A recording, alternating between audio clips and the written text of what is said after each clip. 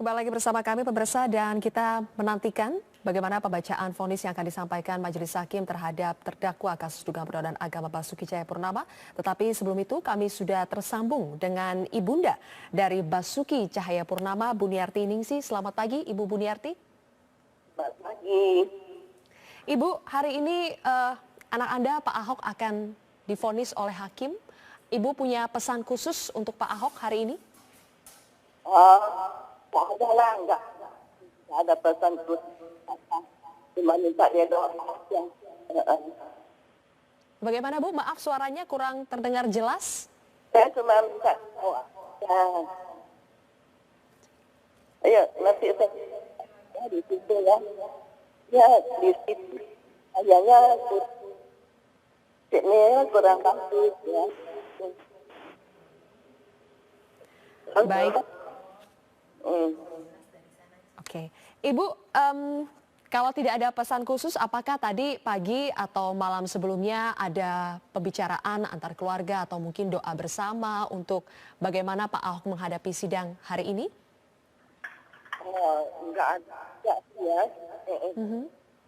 Enggak ada juga sih. Tidak ada Bu ya, biasa saja ya responnya Bu ya? Biasa saja. Apakah biasa saja ini atau ketenangan dari Ibu dan juga keluarga Ahok ini memang adalah sikap pasrah terhadap apapun vonis dari hakim nanti, Ibu? Iyalah, pasrah. Ya, saya percaya hakim bisa apa juga, tetap Ahok nggak ada salah gitu ya. Oke. Jadi harapannya adalah Ahok ini divonis tidak bersalah begitu Bu ya? Iya. Baik, tetapi kalaupun nanti vonisnya ini tidak sesuai misalnya dengan harapan dari keluarga, bagaimana keluarga ini akan menyikapi vonis itu Ibu? Keluarga bebas aja lah. Tapi pasrah sama ini. Belakangan ini Ibu atau menjelang vonis ini apakah banyak dukungan-dukungan ataupun pesan-pesan yang datang kepada keluarga Ahok untuk menyemangati Pak Basuki ini? Ya banyak dari teman-teman, siapa juga yang lihat kan dari ibu dari Muslim loh yang Pak Ahok. Jadi dari kalangan Muslim, dari kalangan non-Muslim juga banyak mendoakan Pak Ahok ya? Iya. Oke, kalau Ibu Buniarti sendiri doa khusus atau pesan khusus kepada Pak Ahok untuk disampaikan sekarang apa Ibu? Saya serahkan ke pengadilan aja lah.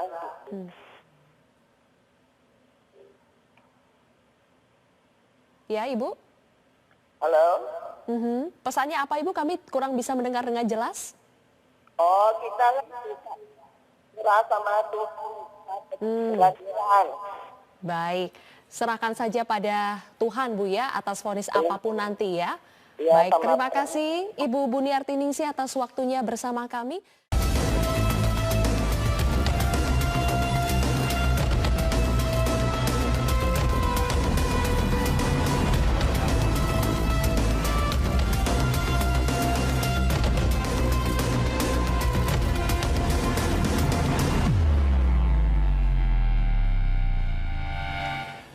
Halo pemirsa, selamat malam. Kita bersua lagi dalam Prime Time Talk.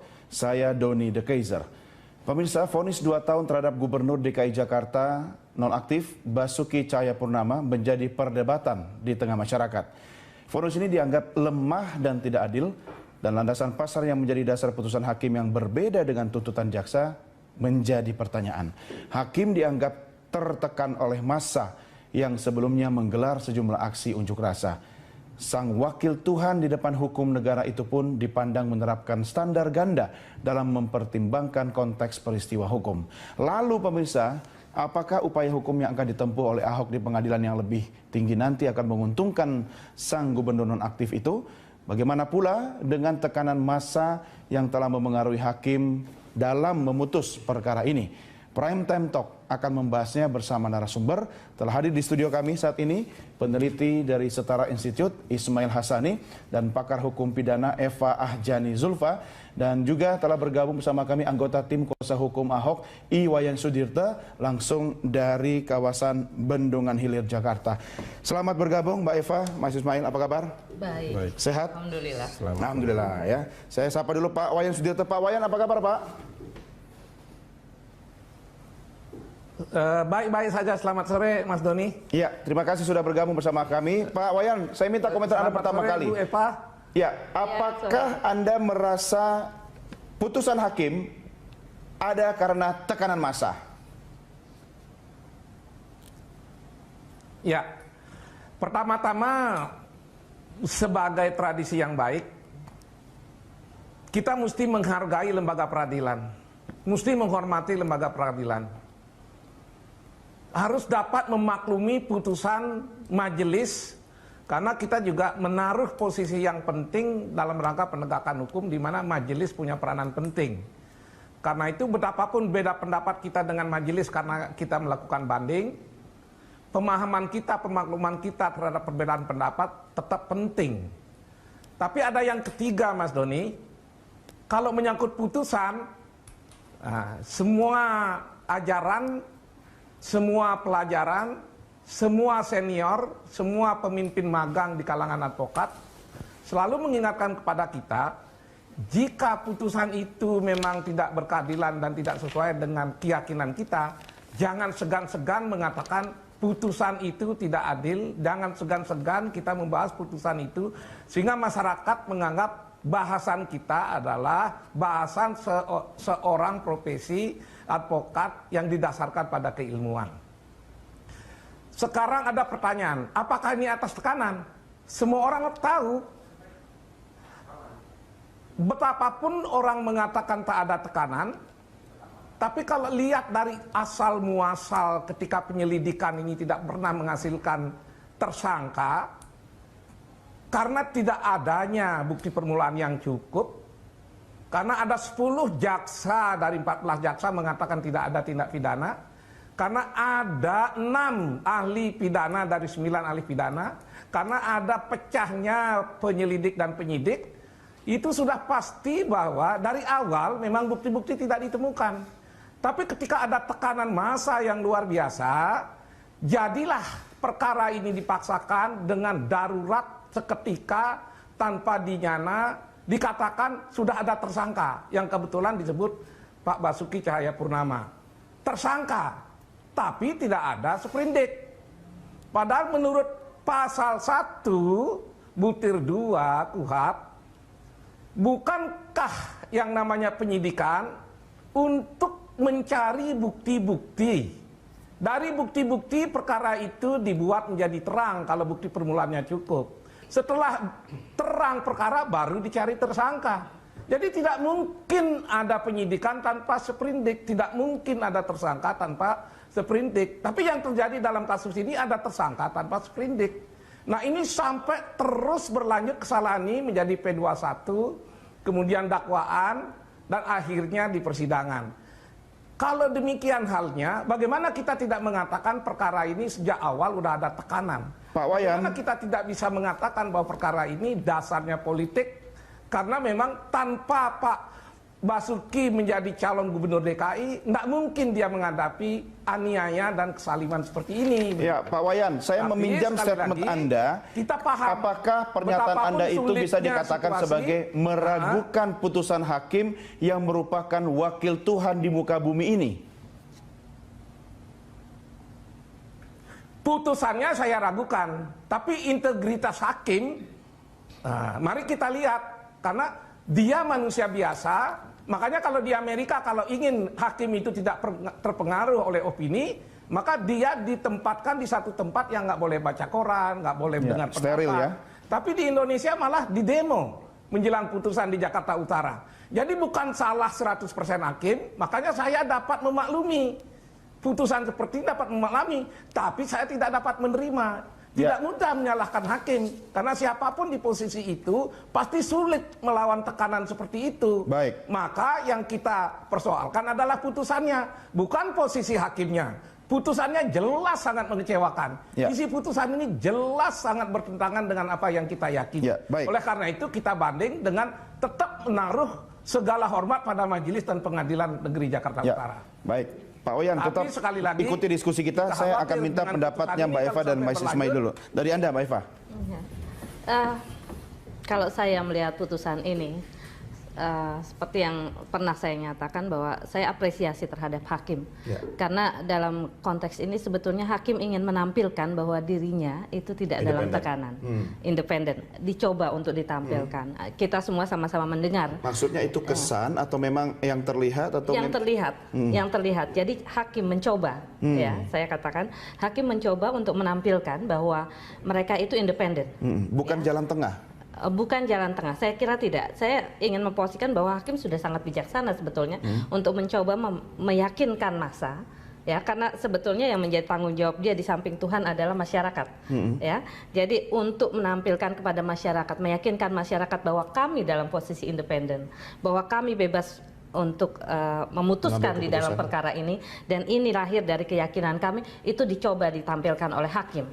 Hanya sayangnya memang kalau kita lihat dalam konteks argumentasi yang disampaikan, ada beberapa kegagalan hakim di dalam meyakinkan massa, di dalam Karena untuk meyakinkan meyakinkan masyarakat. massa pun butuh alat bukti kan? Betul, sebetulnya dalam meyakinkan massa, hakim hanya membutuhkan satu argumentasi untuk meyakinkan, ya, argumentasi yang menjadi dasar dari putusan itu tentunya, sehingga masyarakat tidak lagi bertanya kenapa hakim memutus 2 tahun, Jadi wajar kenapa kalau Pak Wayan kemudian tadi memilih 156 A misalnya dibanding 156. Itu pertanyaan-pertanyaan yang menurut saya titik ketidakberhasilan hakim untuk menampilkan independensinya di dalam putusan ini. Iya, soalnya 156A yang dituntut kok jadinya 156. Itu ya, pertanyaan besar buat masyarakat. Itu saja harus dijawab dengan argumentasi yang kuat. Harusnya ada argumentasi yang kuat. Sayangnya di dalam putusan itu tidak ditampilkan oleh hakim. Tapi apa yang Anda sampaikan tadi, Mbak Eva, apakah itu bisa menjawab keraguan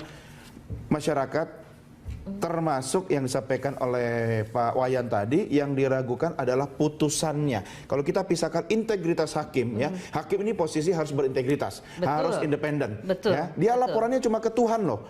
Ya, kan tanggung jawabnya cuma ke Tuhan gitu. Tapi putusannya tadi itu sama seperti yang disampaikan tadi, karena tidak mampu untuk memberikan argumentasi yang kuat kepada masyarakat. Iya, jadi saya sampaikan bahwa hakim mencoba. Ya, kami independen, kami bebas, kami didasarkan pada alat bukti. Karena hampir semua runut sekali kalau saya lihat, sistematis sekali mulai dari awal putusan. Hanya memang ada beberapa bagian yang akhirnya dipertanyakan masyarakat. Tapi beberapa bagian itu yang penting. Beberapa bagian itu kebetulan memang agak krusial ya di dalam kasus ini. Sehingga boleh jadi seharusnya hakim, saya kira kita bisa kasih apresiasi, tapi sayangnya memang masyarakat masih bertanya kenapa begini, kenapa 156A bukan 156, kenapa kemudian 2 tahun bukan 5 tahun misalnya, seperti itu. Pertanyaan-pertanyaan itu yang belum dan tidak terjawab di dalam putusan. Dan memang yang bisa menjawab itu hanya hakimnya sendiri kan. Betul. Tapi analisa Anda apa, Mas Ismail? Ya, kalau kami sejak awal mengatakan bahwa proses peradilan ini adalah satu bentuk trial by mob, di mana kerumunan menjadi sumber legitimasi, di mana kerumunan menjadi sumber-sumber pengambilan keputusan, dan itu terlihat betul. Pertama di level kepolisian, bagaimana tekanan massa sudah terlihat, dan kemudian demi koeksistensi, ini alasan yang sebenarnya bukan alasan hukum, ya, tetapi harus dipilih oleh penegak hukum sebagai jalan tengah tadi, ya, sebagai jalan tengah karena tekanan, lalu tetapkan menjadi tersangka. Lalu perkara ini pindah ke Kejaksaan Agung tidak dalam waktu yang lama, bahkan saya katakan waktu itu Jaksa Agung seperti tukang pos saja, bukan sebagai jaksa penyelidik yang harus memastikan apakah berkas tersebut sudah dinyatakan lengkap dan seterusnya. Dia langsung antarkan ke pengadilan. Jadi proses tekanan massa memang sangat mempengaruhi, harus saya katakan, terhadap putusan Pak Basuki ini.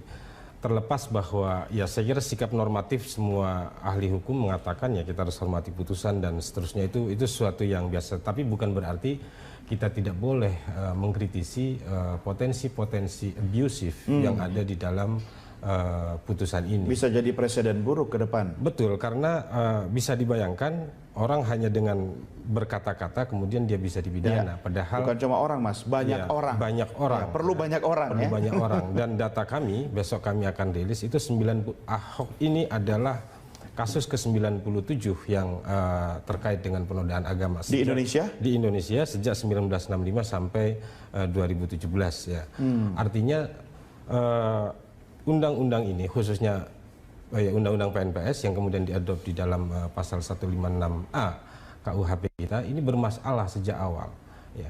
Dan menariknya 9 diantaranya terjadi sebelum 99, artinya sebelum era reformasi, dan 88 sebagian besarnya terjadi justru pasca reformasi. Jadi bisa dibayangkan bahwa kasus-kasus penodaan agama selalu mengundang kontroversi dan selalu melibatkan massa, dan karena itu saya kira tidak keliru kalau banyak pihak menyimpulkan bahwa vonis ini adalah vonis di bawah tekanan massa. Oke, baik. Kita lanjutkan di segmen berikutnya. Bapak Ibu sekalian dan pemirsa, tetap bergabung bersama Prime Time Talk. Kami segera kembali sesaat lagi.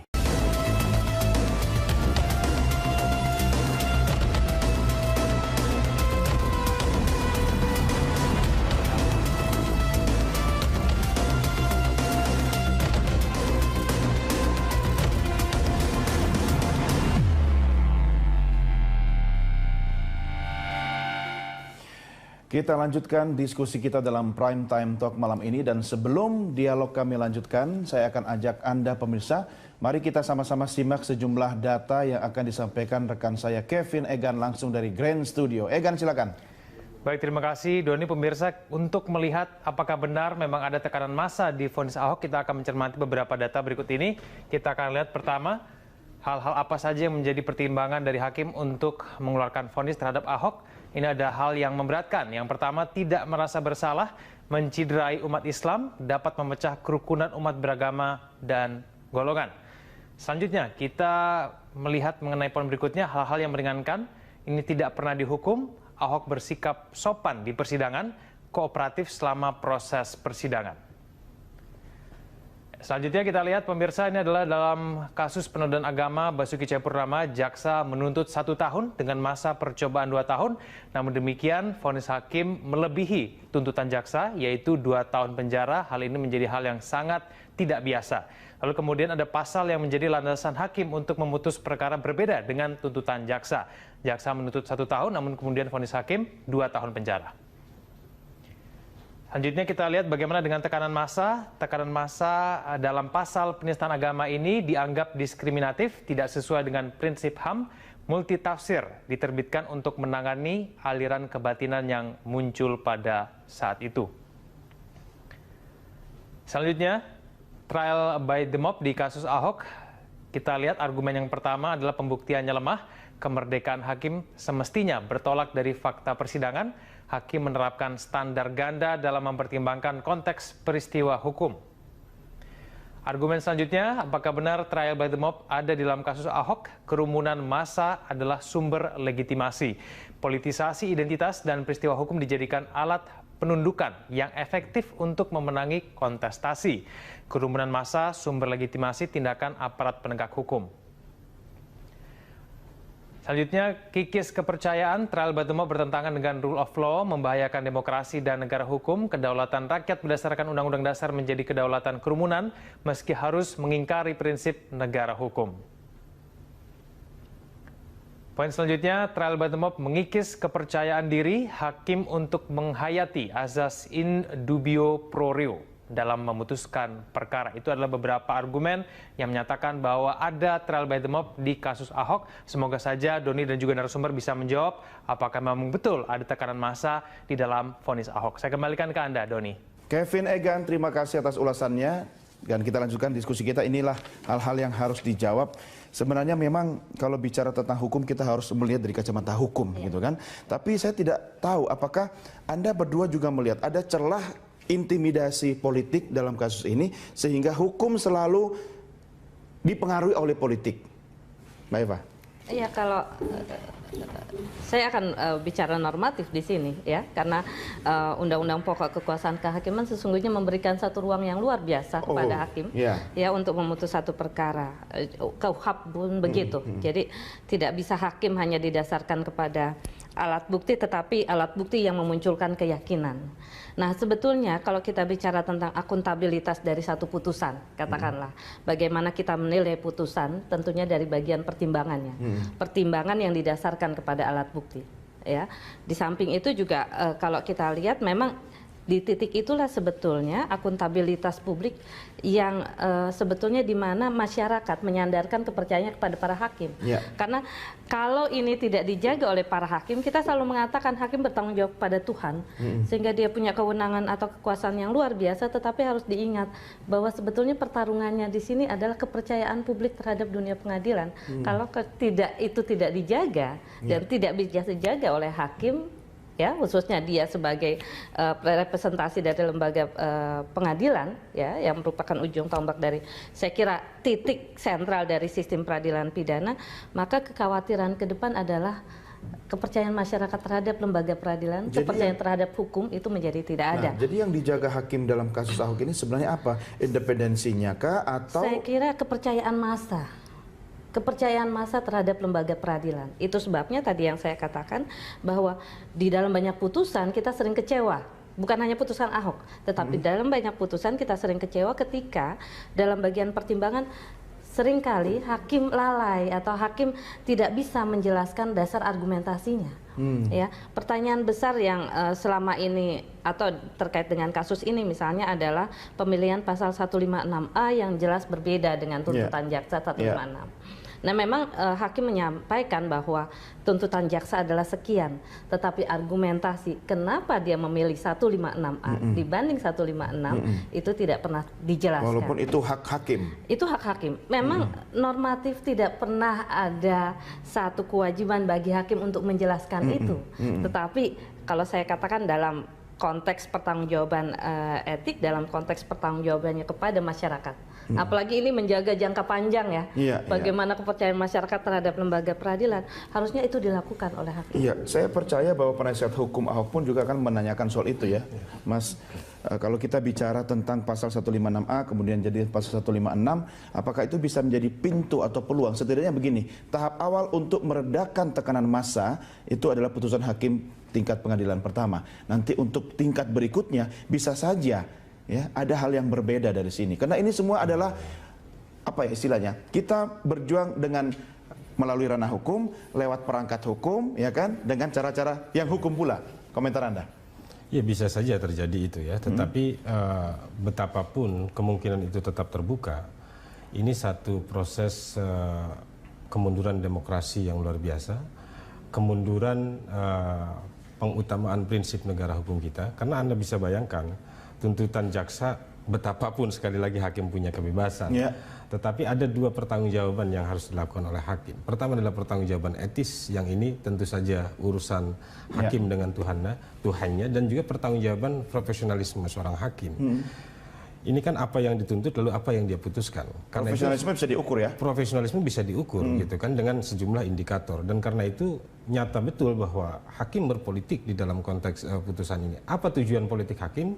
Selain mungkin ada interest personal, tetapi yang tadi saya katakan, hakim memikirkan bahwa koeksistensi, keteraturan, kerukunan, meredam gejolak ini adalah yang utama. Karena itu dia berani mengorbankan integritasnya untuk mengambil putusan yang semacam ini. Kalau ahli itu adalah hal yang paling diyakini oleh seorang hakim, kan dia mengambil putusan berdasarkan apa yang dia yakini kan? Betul. Saya tidak bicara keyakinan hakim ya. Ya. Jadi berbeda dengan Mahkamah Konstitusi yang kita sebut sebagai Court of Norm ya, tetapi si Mahkamah Agung dan jajarannya sampai ke Pengadilan Negeri adalah Court of Justice. Aspek-aspek di luar proses persidangan bagian yang boleh dipertimbangkan oleh hakim. Tetapi sekali lagi prinsip pembuktian di dalam hukum acara kita adalah kombinasi antara keyakinan hakim dan juga alat-alat bukti yang meyakinkan dan seterusnya dan seterusnya. Karena itu buat saya keyakinan itu bagian dari profesionalisme yang bisa diukur. Gitu. Jadi kalau ada sejumlah keganjilan-keganjilan, maka sahih kita persoalkan itu bagian dari unprofessional conduct dari seorang hakim. Dan maka wajar pula ketika kemudian bukan hanya masyarakat di Indonesia tetapi masyarakat internasional memberikan perhatian yang luar biasa. Karena implikasi dari putusan yang semacam ini tadi sudah disinggung Mbak Eva soal pengikisan integritas lembaga peradilan. Kalau orang semakin banyak tidak percaya dengan peradilan, apa jadinya di Republik ini? Betul bahwa dia adalah mekanisme yang kita sediakan, mekanisme demokratik yang kita sediakan untuk menyelesaikan aneka persoalan, tetapi kalau pola tingkah dari para hakim juga sedemikian mencemaskan dalam konteks isu-isu yang mengundang perhatian publik, ya maka hemat saya publik boleh saja menghukum lembaga peradilan sebagai ya lembaga yang tidak bisa dipercaya semacam itu. Nah, dan itu lebih berat lagi dampaknya. Lebih berat lagi karena kemudian social order akan terjadi di mana-mana dan seterusnya. Saya berharap majelis banding akan memutus sesuatu yang berbeda tentu saja. Karena apa? Sekali lagi mekanisme banding juga itu satu mekanisme yang disediakan untuk mengoreksi potensi kekeliruan-kekeliruan yang dilakukan oleh pengadilan tingkat pertama. Bisa jadi ya untuk meredam terlebih dahulu, untuk memuaskan satu pihak, tetapi bukan pola ini yang kita kehendaki. Karena itu ada gagasan teman-teman misalnya bagaimana Pak Jokowi berikan amnesti. Kalau amnesti berarti sebenarnya orangnya mengaku bersalah, cuma diampuni kan? Cuma diampuni. Enggak juga begitu? Bukan. Mana amnesti tidak seperti itu. Soal itu kita lanjutkan nanti, tapi saya akan minta pendapatnya Pak Wayan dulu. Pak Wayan, kalau kita melihat bahwa apa yang menjadi putusan hakim itu ada indikasi tekanan massa, apakah Anda tidak khawatir dalam tingkat pengadilan berikutnya pun, tingkat banding dan seterusnya, apapun atau siapapun hakimnya bisa saja mendapatkan tekanan massa sehingga bisa saja Anda atau Pak Ahok meragukan putusan hakim itu? Komentar Anda? Tentu saja kalau perkara ini dipolitisasi, ada tekanan, muaranya adalah pertama muncul pertimbangan-pertimbangan yang melanggar kelasiman, walaupun kelasiman itu bukan hukum. Kelasiman yang ada adalah 90-99%, ini bukan penelitian tapi pengamatan, itu putusan hakim lebih ringan daripada tuntutan jaksa. Tapi kelasiman ini dilanggar, walaupun tidak berdasarkan undang-undang pelanggaran itu. Tapi kelasiman jangan dianggap enteng. Karena tadi ada masalah tekanan, ada masalah politik. Itu catatan pertama dari putusan ini. Masih ada 5 catatan lain yang saya anggap juga mudah-mudahan tidak ada tekanan di pengadilan tinggi. Lalu kelima yang berikutnya bisa membebaskan Pak Basuki. Apa yang 5 itu selain masalah kelasiman ini? Pertama, faktor Buniani. Bukankah di dalam rekusitur Buniani yang dianggap sebagai salah satu yang meresahkan masyarakat? Kenapa ini tidak menjadi pertimbangan penting, malah diabaikan peranan Buniani? Karena sebelum Buniani mengunggah dengan segala perubahannya tidak ada gejolak. Tapi begitu 9 hari di mana Pak Buniani mengunggah dengan menghilangkan kata pakai, terjadilah kegaduhan. Tapi ini diabaikan oleh hakim. Yang berikutnya, unsur niat.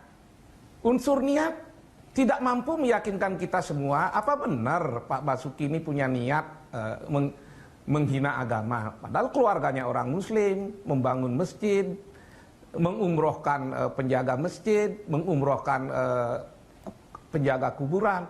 Pastilah niat itu tidak ada, apalagi keluarganya banyak yang Muslim. Nggak mungkin dia punya niat menghina agama, apalagi dia gubernur dari penduduk yang mayoritas Muslim. Terlalu bodoh kalau dia menghina, mempunyai niat untuk menista agama atau menodai agama. Yang berikutnya adalah pasal 50 KUHP. Ini memang menjadi perdebatan. Tapi kalau kita mau jujur, pasal 50 KUHP, kalau memang putusan ini ingin berdiri bebas, netral, apalagi menegakkan prinsip in dubio pro reo, harusnya pasal 50 KUHP di mana orang yang melaksanakan undang-undang tidak dapat dihukum. Pak Basuki itu berpidato dalam rangka meyakinkan masyarakat agar ikut program ikan kerapu untuk meningkatkan kesejahteraan. Dan itu termuat dalam pasal 31 Undang-Undang Pemda, di mana gubernur, bupati, dan kepala daerah wajib meningkatkan kesejahteraan masyarakat. Orang meningkatkan kesejahteraan masyarakat berdasarkan pasal 31 Undang-Undang Pemda kok malah dihukum. Ya. Lain kali mana ada bupati atau gubernur yang mau berpidato. Mana nanti orang mau melaksanakan undang-undang kalau dia lalu dihukum. Nah, faktor lainnya adalah faktor tentang bagaimana masalah undang-undang PNPS nomor 15165 yang dijadikan pasal 156A huruf A. Faktor ini sangat menarik. Kenapa? Pasal ini mengendaki harus ada peringatan lebih dulu. Kalau nggak ada peringatan, nggak bisa dipidana. Maka judul dari undang-undang PNPS saya baca. Undang-undang ini adalah untuk pencegahan penyalahgunaan dan atau penodaan agama. Jadi yang diutamakan itu pencegahan, bukan pemidanaan. Kalau dengan peringatan-peringatan oleh Departemen Agama, Kejaksaan Agung, Departemen Dalam Negeri, orang tidak lagi melakukan hal yang sama, maka tidak perlu dipidana. Karena maksud undang-undang ini adalah mencegah. Kenapa undang-undang ini muncul? Karena ada problematik pasal 156 KUHP dalam sejarahnya yang disebut saya artikelen Undang-Undang Karet, di mana aneh dalam sistematika susunan redaksi dan alinea pasal 156 terdiri 2 alinea tapi tidak ada 2 ayat. Alinea pertama menekankan golongan, alinea menekankan pada agama.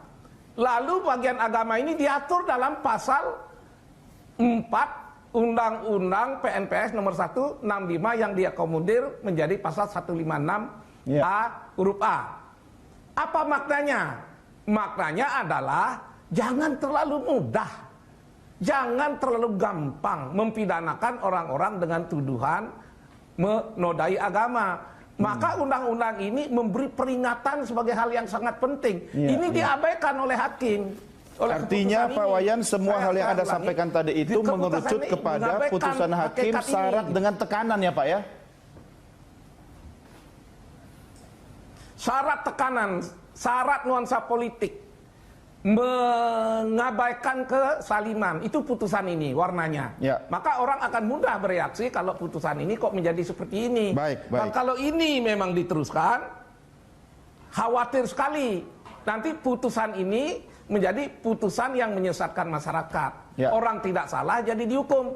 Seperti kasus Sengkon dan Karta di Bekasi, di mana yang bersalah Gunel yang dihukum adalah Sengkon dan Karta. Bukankah Buniani yang harusnya bertanggung jawab? Kenapa Pak Basuki yang dihukum begitu? Baik, Pak Wayan, kita lanjutkan di segmen berikutnya. Kita break dulu, pemirsa, jangan kemana-mana. Kami segera kembali sesaat lagi.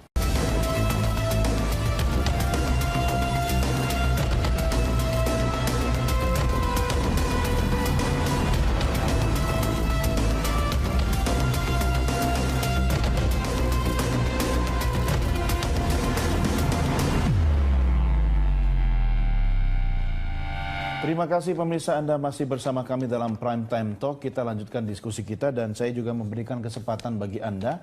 Silahkan Anda kalau ingin menyampaikan suara Anda, pertanyaan, pendapat atau komentar, dapat menghubungi nomor telepon sebagaimana yang Anda saksikan di layar televisi di sini. Oke, Mas Ismail, kalau jadi presiden, saya khawatir televisi kita isinya sinetron soal persidangan kayak begini terus.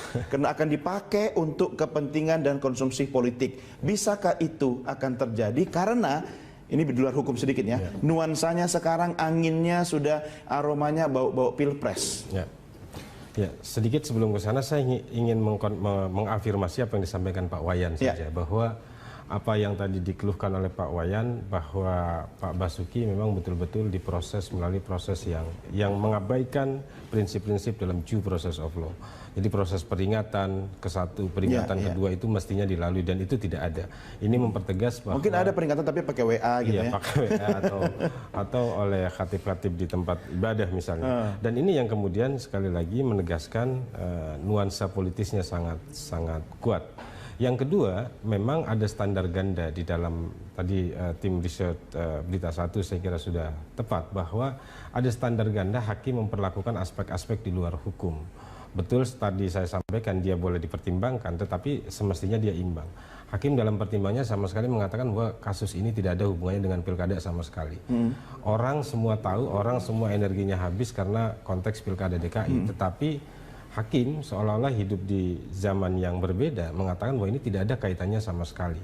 Padahal dalam konteks politisasi identitas, isu yang semacam ini dan yang dialami oleh Pak Basuki adalah mengandung dua tujuan. Yang pertama sebagai alat penundukan agar Pak Basuki bisa ditundukkan dengan isu itu, dan di sisi lain untuk memperluas konstituensi baru dari lawan-lawan politiknya, dan itu bisa dilakukan oleh siapa saja.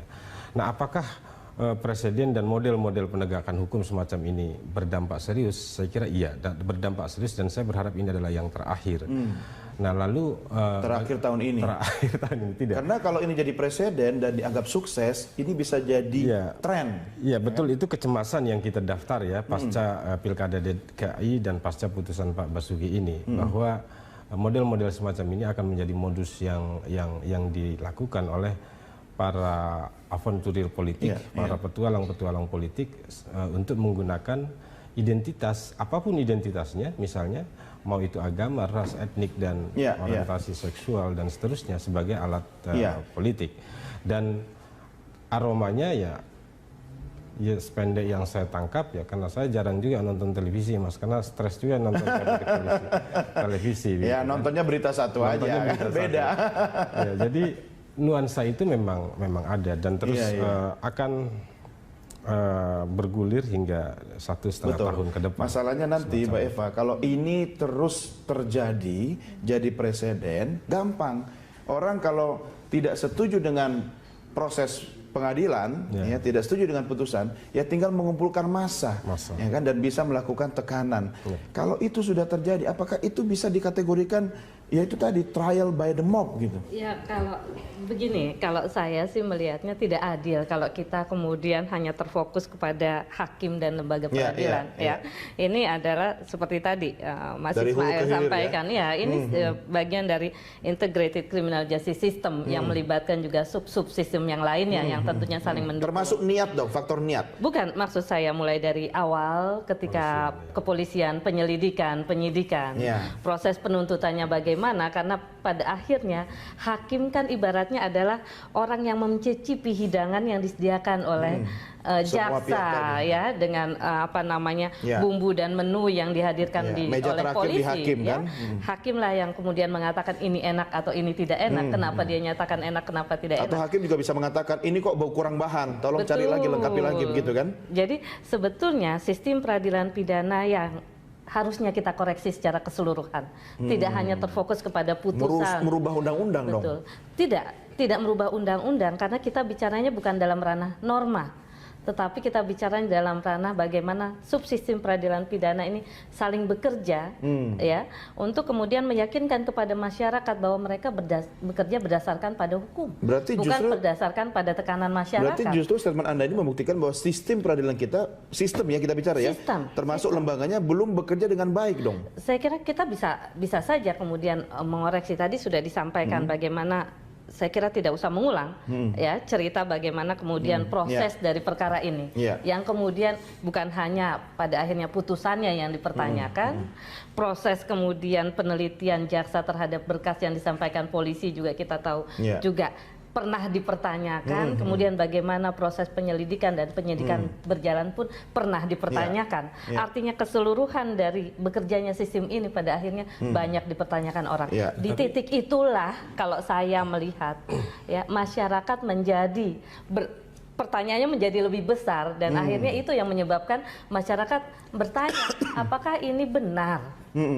Pekerjaan atau proses yang terjadi apakah benar atau tidak, terlepas dari pihak manapun yang kemudian mempertanyakan pro dan kontra, dua-duanya saya kira pertanyaannya sama, apakah ini sudah bekerja dengan benar atau tidak. Tapi dalam konteks saya sepakat dalam konteks criminal justice systemnya, tapi dalam konteks undang-undang PNPS ini juga bagian yang harus diubah, Mas, karena sekali lagi di dalam KUHP kita itu tidak ada definisi penodaan. Penodaan itu tafsir siapa itu juga tidak ada indikatornya. Karena itu tadi data yang kami sampaikan, misalnya 97 kasus, ya semuanya remang-remang gitu kan. Dia menjadi wilayah abu-abu yang semestinya tergantung tafsir ya. Tergantung tafsir, dan dalam konteks semacam ini ya yang paling menentukan adalah kerumunan massa itu. Kalau salah tafsir nanti ada penistaan tafsir lagi. Ada penistaan tafsir. Sebelum dilanjutkan, kita harus dengarkan suara rakyat, kan katanya Vox Populi Vox Dei ya. Suara rakyat, suara Tuhan. Sudah bergabung bersama kita melalui telepon Pak Kiki dari Karawaci. Selamat malam Pak Kiki. Selamat malam kembali. Silahkan, ada pertanyaan, komentar, atau ada mungkin yang ingin sampaikan Pak, silakan. Kalau saya hanya mewakili satu isi seluruh keluarga saya, sedih melihat keputusan kayak gini, walaupun secara hati bisa menerima keputusan hakim. Sama seperti yang ibu itu barusan katakan, memang banyak yang harus dipertanyakan. Nah sekarang cuma hanya saya kembali mau bertanya itu kepada siapa gitu loh Pak Doni. Pada rumput yang bergoyang Pak Kiki. Pada rumput yang bergoyang ya Pak. Waduh luar biasa. Saya hanya jadi warga yang tidak ada hubungan dengan Ahok dan Jakarta karena KTP saya Tangerang. Namun sejujurnya saya mengungkapkan prihatin sekali dengan berita kasus-kasus ini Pak. Baik. Cukup sampai di sana, moga-moga suara saya mau bisa mewakili keluarga saya yang cukup sedih melihat keadilan yang diterapkan saat ini. Terima kasih. Terima kasih. Selamat malam. Pak Kiki dari Karawaci, Tangerang, terima kasih. Dan silakan pemirsa, kalau Anda ingin memberikan pertanyaan atau komentar, silakan menghubungi nomor telepon yang ada dari layar televisi kami. Saya akan kembali ke Pak Wayan. Pak Wayan, kalau apa yang saya pinjam dari statementnya Mbak Eva tadi, banyak tanda tanya besar. Nah, sebenarnya tanda tanya besar ini bisa dong Pak Wayan dijadikan sebagai modalitas kuat untuk nanti fight back di pengadilan banding. Bagaimana Pak? Ya, saya tidak bisa menyembunyikan simpati saya pada Bu Eva ya. Ini komentar yang terakhir itu sangat akademis. Jadi kalau dari awal penyajiannya semrawut, tidak jelas, ini kan berakibat pada yang dihidangkan berkas dan data itu pada majelis membingungkan. Dan ini sudah terbukti dalam berbagai kasus di mana dikumpulkan beribu-ribu kasus, di mana hakim yang jujur tidak kena suap, tapi bisa membuat putusan keliru karena rekayasa penyidik dan penuntut umum yang canggih, lalu bisa membuat hakim yang jujur membuat putusan yang salah. Di negeri Belanda ada kasus komisaris yang gila hormat. Dia merekayasa sebuah pembunuhan yang menggunakan saksi-saksi palsu, karena ditekan saksi palsu ini karena dia pernah menggugurkan kandungan, akhirnya mengikuti apa yang diinginkan polisi. Singkat cerita, komisaris ini berhasil membuktikan adanya pembunuhan itu, tapi dengan menekan saksi-saksi, karena saksi ini takut diungkap kasus pengguguran kandungannya. Tapi hakim tidak tahu di belakang pengakuan saksi-saksi itu sebenarnya saksi ini ditekan. Nah, itu cocok dengan apa ulasan yang disampaikan oleh Bu Eva. Maka dalam kasus ini jangan sampai ada peradilan sesat seperti itu, salah menghukum. Sebab apa? Coba kita bandingkan. Pak Basuki ini kan berpidato tidak pernah menyinggung ulama, tidak pernah menyerang agama. Yang disampaikan adalah dia menceritakan pengalaman di Bangka Belitung. Di situ tidak disinggung ulama, tidak mengatakan Al-Maidah bohong, tidak juga menyebut siapa orangnya. Yang dimaksud adalah elit politik yang suka memanfaatkan ajaran-ajaran tertentu. Elit politik yang dituju, tapi kok bisa melompat menjadi agama dan ulama dalam dakwaan jaksa. Ini lompatan yang tidak masuk akal. Yang anehnya sekarang malah yang tidak disinggung sama sekali serangan terhadap agama, karena yang diserang adalah elit politik yang kermasukan roh kolonialisme. Malah Pak Basuki dituduhkan menodai agama. Ini kan nggak benar.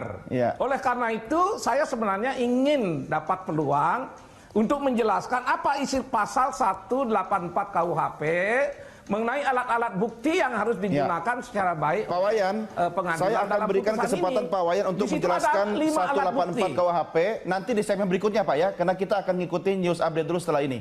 Pak Wayan tetap bersama kami dan pemirsa, kami akan segera kembali sesaat lagi setelah news update berita 1.